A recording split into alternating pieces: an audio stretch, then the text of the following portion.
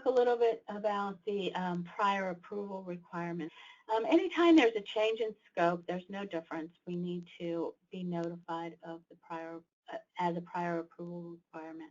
And the rest of these really are anytime you are adding foreign or changing a site within a foreign country, we need to be notified about those changes as soon as possible. We see many times in the RPPR an addition of a foreign site, which tells us that the work has already been started generally by the time it is included as part of the RPPR.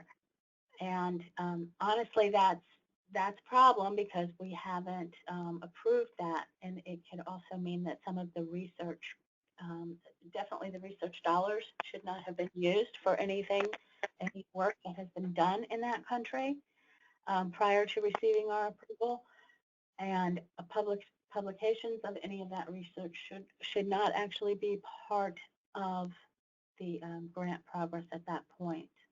So it's really, we can't stress that enough to let us know ahead of time.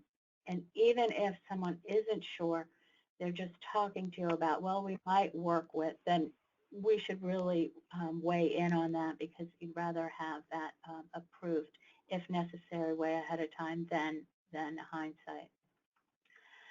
Transfer of a grant from a foreign organization to a domestic, or transfer of a grant from foreign to domestic requires prior approval as well. But transferring a grant to or between a foreign or an international organization requires NIH prior approval, but it requires council approval. So the councils only meet 3 times a year, and this one really needs some planning ahead of time. I would suggest 4 months ahead, if possible, because it takes us a while, and we have to kind of hit that right at the time of council and have all the information, and it doesn't quite happen as quickly as we often would like it to.